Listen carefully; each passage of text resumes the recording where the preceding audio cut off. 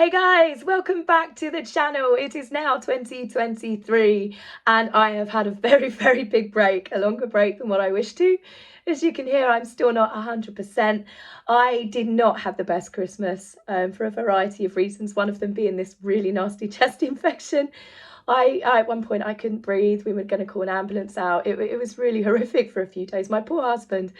I think I just stressed myself out so much in the run up to Christmas. I'm going out in environments that I'm not normally in. I'm mixing with lots of different people. I was stressed because of all the building works being done in my home. I was trying to keep on top of all of the stuff, with the royal family. And I think I just lowered my immune system that bit too much. And I just picked up a bug. I took so many, I got rushed to a medical centre and I was taking so many different tablets. My Boxing Day, I ended up with a shot of steroids in my butt. So if you think you had a rough Christmas, mine wasn't particularly special this year. Obviously added on to that, the idiot that decided to waste police time and call the police to my home at 1:30 a.m. in the morning. The only thing I've got to say to you, if you're still watching my channel, is you need to grow up. Someone could have really needed police officers at that time and they were busy trying to bust into my home. Thankfully, it was pretty obvious that nothing untoward was going on and I explained the situation. But it is completely disgusting that people out there, if you don't like what someone says on social media, if you don't like what someone says anywhere, just walk them by, just ignore it, block them, don't read their stuff, don't follow their stuff. Don't waste police time. These police officers were away from their families on Boxing Day, so morons like you could waste their time. I just, absolute shame on you. So that's it. We started off with a bit of a rant, but it would seem that I'm not the only person. Yes, of course, we have got Prince Harry. He is back and he is bitter and as vengeful as ever. So Harry is back in the new year, starting off his new year nice and fresh. You'd think he'd be excited about his book coming out on the 10th of January, but no, we've just got another monathon. We've got a 60-minute interview days before the book's released, and then we've got a 90-minute interview with a separate interviewer, Tom Bradby. One's to be released in the US and one's to be released in the UK at the same time. I'd imagine that they're probably going to be different versions of the stories. In America, it'd be bad, evil, royal family, and in the UK, it will probably still be bad, evil, royal family. We get it. We get it. We really do get it. We've just finished Netflix. We've just finished Archetypes. Please, the world understands, Harry, that you're a victim. The thing is, he says in some of the interview that his family want he and Meghan to remain the villains in this piece. And it's like, but you're constantly trying to be a victim. And for you to do that, you're painting your family continuously as the villains in this piece. And every time they tell their version of events, it changes every single time. It's like Harry and Meghan think the world is stupid, that we don't remember Oprah. This isn't just like saying, oh, they took what Meghan said in an interview out of context. It's Meghan's own mouth moving. It's Harry's own mouth moving, like sock puppets. Yes, and they change the events themselves, and it's becoming more and more fantastical each time that they do. Obviously, because they've got to get more information out there. Can there possibly be a stone left unturned at this point between those two?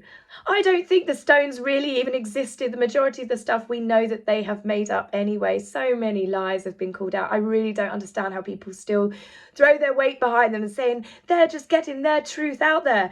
Yes, but that is the point. It is their truth and not the truth. The world's gone absolutely mad at the moment, but I'm ready for 2023. We're going to get through it together. One big question that's going around my head, in fact, I've got hundreds, I'm going to have even more when this book comes out, it's the fact that if the royal family was so evil, so nasty, so just jealous of Harry and Meghan's, popularity, that they did all these awful, terrible things, racism, cut Meghan off. She was basically princess in a tower. She wasn't allowed to see her friends. She wasn't allowed to do anything, all of the crap that they've done. Why did they want to remain part of the royal family? They wanted to remain senior working royals. They wanted to cherry pick the events that they came to, basically anything that had the most publicity.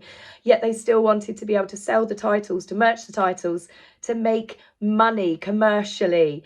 This is what it all boils down to. And if you don't believe me, this is the first time you've watched me, use Google. It's there. That's what they wanted. They made a list of the demands that they wanted. And it all comes down to them wanting their cake and eaten it. They wanted taxpayer-funded lifestyle, security, home, absolutely everything, while still being able to earn millions of pounds in commercial deals while selling basically cash for access. You know, the royal family have been done for that over the years, of course, but I mean, Harry and Meghan were taking it to Super Bowl league.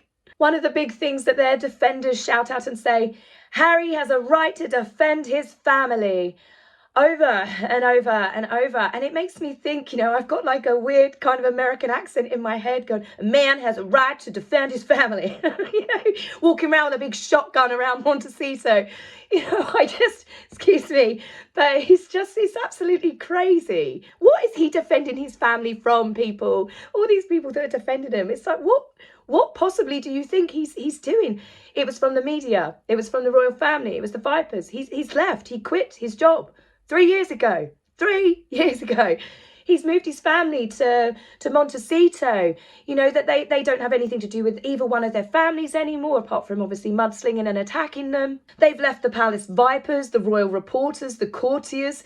They've left their old job. They've literally left absolutely everything. Yet here we are 3 years later, and people are still saying he has a right to protect his family. From what? What on earth do they think he is protecting his family from? From people talking about them on the internet?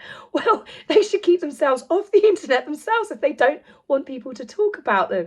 They were working royals together as a couple for 18 months. Meghan did 72 engagements. That's not working days. That's she could turn up, shake hands and bugger off. That's engagement 1. You know, she did literally the Fiji market. She was there for like 5 minutes. That's an engagement. So now you're down to 71. It's unbelievable that this couple are still milking their very short time in this job that they had. Another big thing that people shout from the rooftops, Harry has a right to slag off his family. Yes, he does. It's his family. But the point is he's doing it on TV for a paycheck. But Harry isn't just talking about his family. He's attacking them. And that's his choice because that's his family. But he's doing it on a world stage. So what that means is he is trying to turn the world against his family. He's not just happy with him being unhappy with his family. He wants the world to hate his family. And there is something incredibly wrong and obsessive with that. It's vindictive, it's jealousy, it's all sorts of negative emotions that you can possibly think of. That's what I see in Harry now. And it's very sad to see, but I feel sadder for his family that have to endure these attacks one after the other. But, you know, they keep stum, they're keeping their mouths closed, they're not fighting back. We haven't heard anything since the Queen said recollections may vary. Nice one, Queen Elizabeth. I mean, that one was going to go down in the history books. But my point is they haven't done anything, yet Harry is still going, paycheck after paycheck, attack after attack. And it all comes down to money. So yes, people are absolutely disgusted that they are still and bored. We're exhausted by it now, aren't we? That's probably why I got sick, is exhaustion. It's absolutely exhausting trying to listen to them moan over and over and over. Another big thing that people turn around and say is Harry and Meghan were silenced. Really? Really? Do you really honestly think they were silenced? Meghan gave more speeches in the royal family in the short, brief 72 engagements that she did than I've seen any other member of the royal family do. If she was at her event, chances are she was given a speech. If she was at Harry's event, chances are she was given a speech. Much like narcissists like to reverse the story of what they actually went through, they actually did to someone else. She wasn't silent. She's never stopped talking. And it's not just Meghan. I'm going to do this in weeks. Now you tell me this couple are only just getting their voices. They're only just getting a chance to tell their version of events. 167 weeks ago, we had the Tom Bradby interview where she said, I'm not okay. Harry said that his brother is on different paths. That was when we first had the inkling that Megxit was being planned. As it turned out, their own Netflix show has shot themselves in the foot because it turned out that they were planning Megxit before they were even married. 125 weeks ago, we had Finding Freedom. Well, that came out. We know that they gave the authors a lot of the information in there. That was their version of events through Finding Freedom. 95 weeks ago, we had the tell-all bombshell with Oprah. Yeah, 95 weeks ago.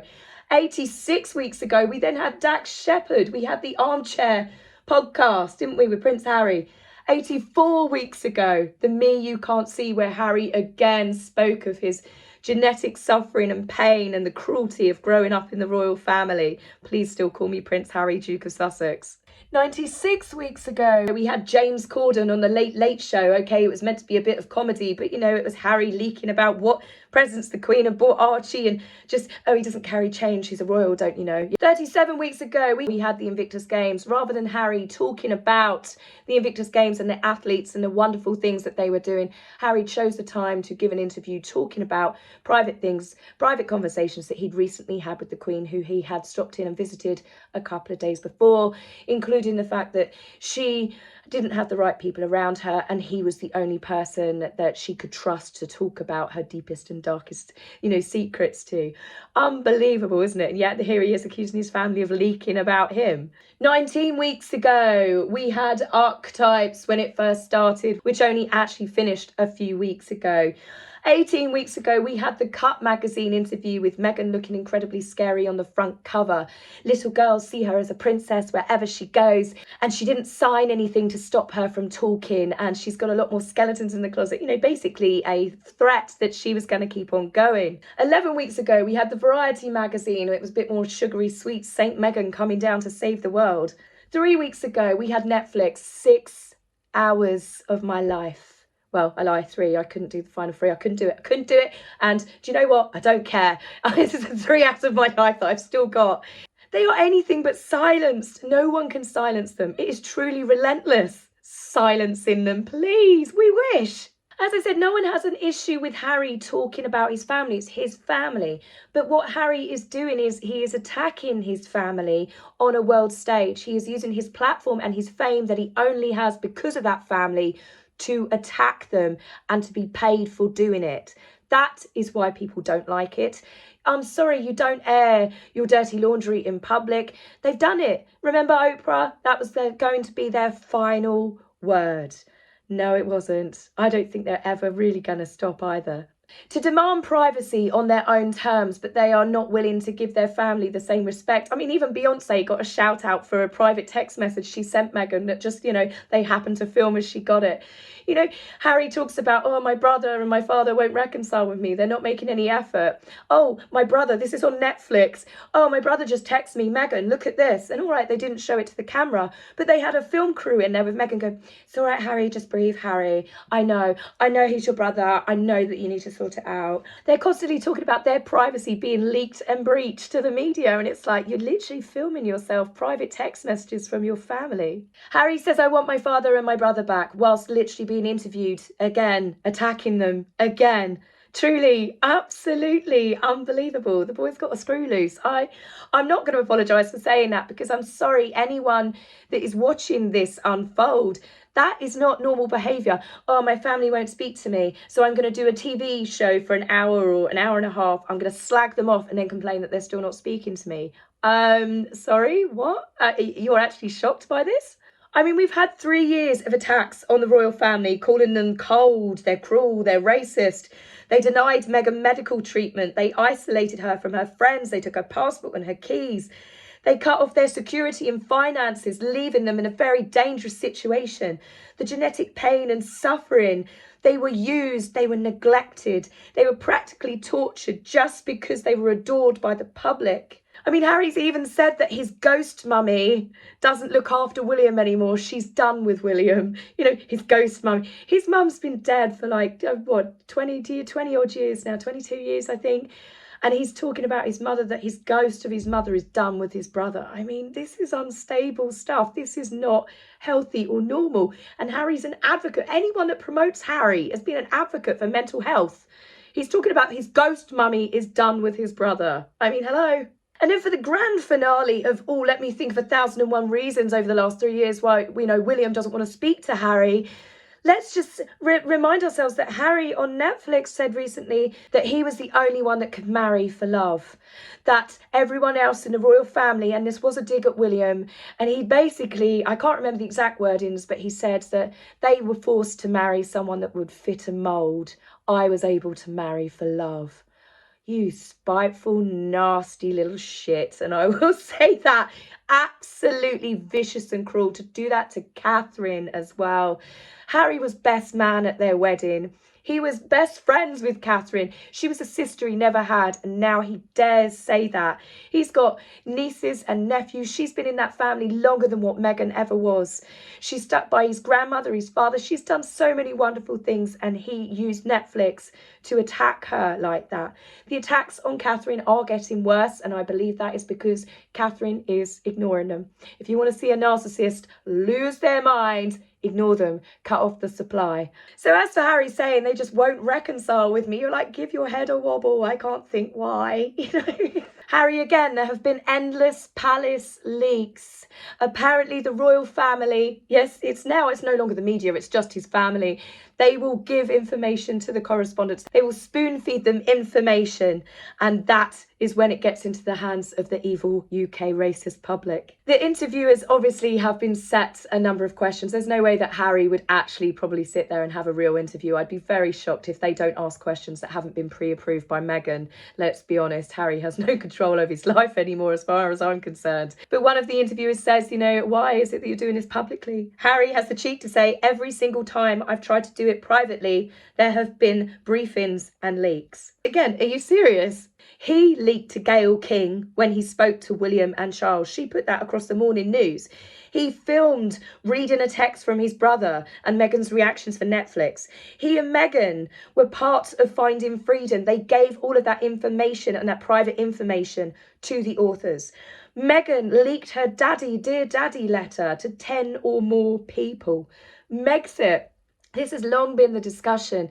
Megxit, Dan Wootton of The Sun, he was the one that basically got told the information, and then Megxit was announced. There are lots of people that have said that it was Meghan's team that leaked Megxit because she didn't want to give Harry's family a chance to talk him round, so the information was leaked to Dan Wootton so he could release Megxit. Look at the way that Meghan has steamrolled her way through life. I find that believable. It's not factual. I don't know that, but I've read it lots of different times.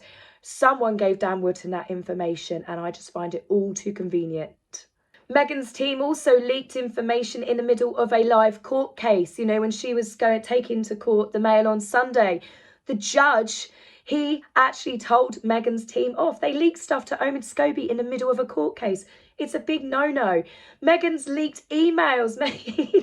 There is so much information that's come from them, their camp, their staff, their mouths on the emails. It's them. And it's just absolutely crazy that they are still trying to peddle that the royal family, who do actually value their own privacy above all other things, are the ones that are leaking all of the bad stories. Meghan was protected by the palace, right? There has been lots of stuff that's come out over the various court cases that they kept doing to prove the fact that the palace was protecting Meghan from a lot of the stories that came out. They squished them. There's probably an awful lot of NDAs out there and people have had payoffs. Plus, one of the big things, when they first started dating, it was actually the palace that did the press release to say, leave Meghan alone. They did that big statement that basically confirmed that Harry and Meghan's relationship was serious. And there she was, a few months later doing Vanity Fair, Meghan leaking their relationship. Oh, I thought they were getting me on here just for my humanitarian efforts. I'm sorry, what humanitarian efforts? Your one speech and your one soap washing up commercial advert, dear Lord. I can't have that again in 2023. That's being mentally thrown out. Let's be completely honest, Harry and Meghan, they leak like southern water pipes. You're only going to get that one if you're in the UK, but basically they've got more holes in them than Swiss cheese. They literally are leaking left, right and centre. Did you ever see this much leaking coming out of the royal family, right? And they've had their fair share of scandals over the years until Meghan joined the family. Do the dots connect? Yes, they do. It makes me laugh. Harry, they've not shown any willingness to reconcile. I beg to differ. How can Harry keep a straight face when he says that? Seriously. I mean, they were invited to Sandringham at Christmas, but once Meghan got a ring on her finger, they never attended Christmas ever again, really. You had that final one, didn't you? That final walk to church with Meghan. But then after the golden egg was born, Archie, you know, they were done. They didn't need to make up a pretense, because I believe that the wheels were already long in motion. So they needed to start making it look like they weren't invited, but they were invited, the same as they were invited to Balmoral countless times by the Queen. Harry and Meghan were invited to come to Balmoral 3 days before she died when they were in the country, and they refused. Meghan was too busy giving her one Young World speech where she mentioned herself 34 times, I think, in 7 minutes. You know, this is the true character of that couple. They have been invited to stuff, and now they're pretending that they didn't. Meghan and Harry could have seen the Queen 3 days before she died. Harry knew that she was dying. They refused.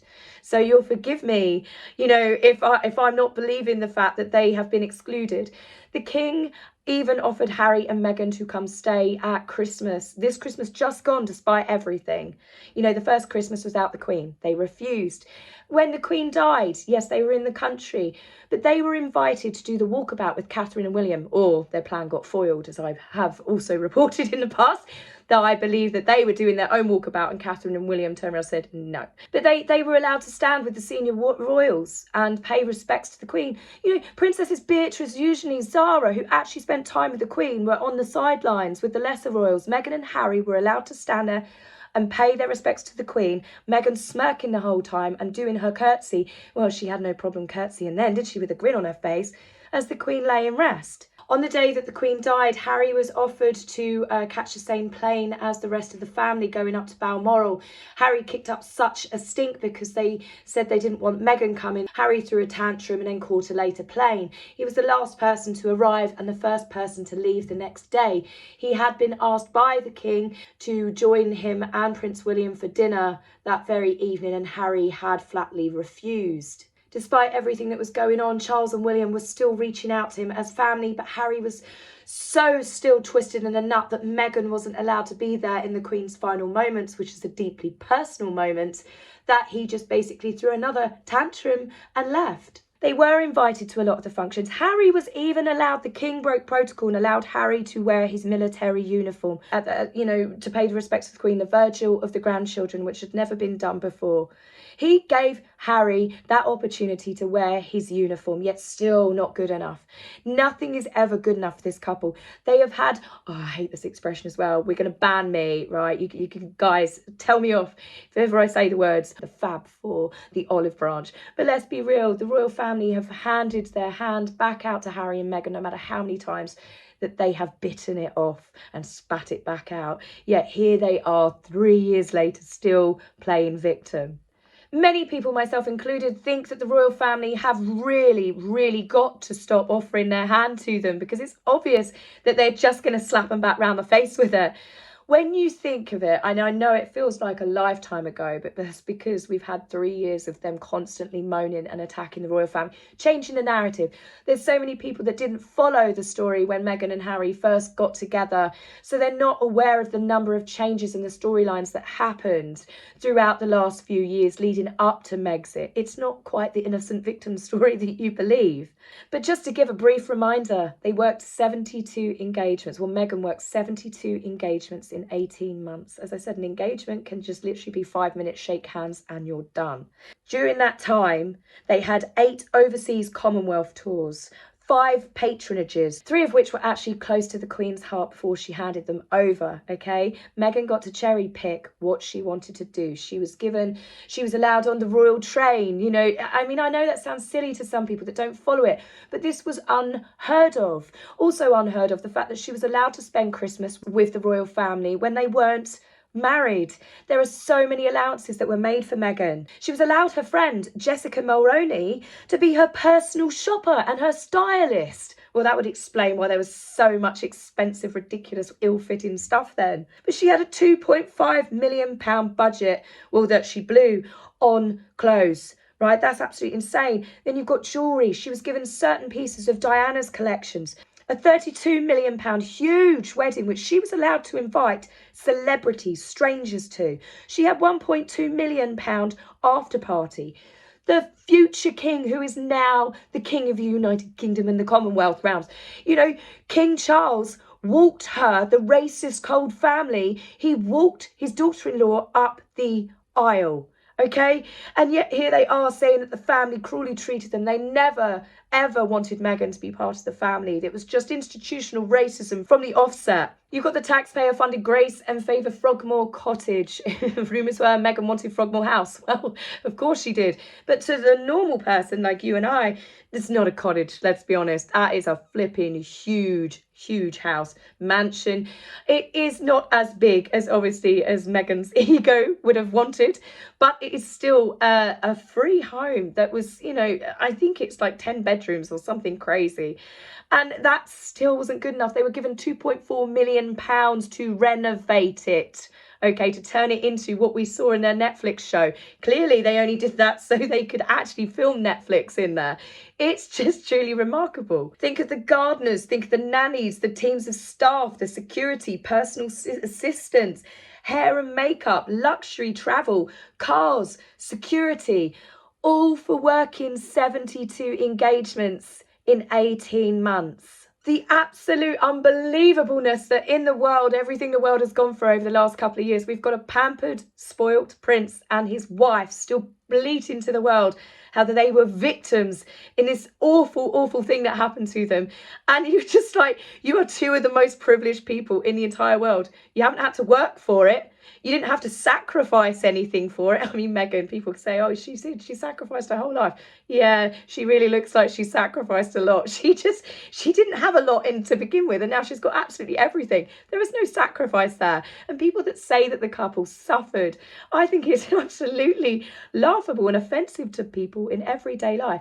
People that Harry and Meghan have had the privilege to go around the world and to meet, people in third world countries, people that are suffering in poverty. You know, even in America, even the charities they've been involved with, they donate. I do that with the bunny ears, but you know, they give donations to these charities that are helping women to just survive, to literally get through being a single mother and having no medical care. Yet here they are still complaining to the world. It's absolutely crazy. They are never missing a single moment to attack the family that gave them everything. Harry was born into it. Silver spoon in the mouth is an understatement. Gold, diamond encrusted rubies. You know, that was how Harry was born. He is a prince. Meghan is his wife. She married into it. She might have done a little bit of work beforehand, but my God, when you think of the number of years she worked compared to the number of years now she hasn't worked and everything that she's got, there's not one moment that these two are gracious or grateful for anything. And yet again, here we are with Prince Harry, now sitting there giving another interview to tell the world of his angst, his pain, his suffering. How he's no longer just surviving, but he's thriving. He's now living his best life. He's never been happier. His suffering has finally ended. He is now finally free. I'm sorry, guys, but I look at him and all I see is an angry, spoiled, bitter man-child who's got the maturity of a 14-year-old spoiled brat. Sorry, but if that is what Harry's version of happiness and freedom is, I'd say here's my keys, here's my passport, lock me up in the tower now. Anyway, guys, it's really been glad to get this off my chest. I shouldn't really say that. But I will be back with you very soon. I do feel, despite the way I sound, I'm still a bit wheezy. But I want to get back on to speaking to you guys a lot more. There's so much stuff that's going to be coming out and covering, and I want to still make sure we get to hear about the real royals rather than just Harry and his wife and his gripes. So I will be back with you very soon. Take care for now. Bye. If you would like to buy me a coffee, please go to my About page and click the link. Love, Taz.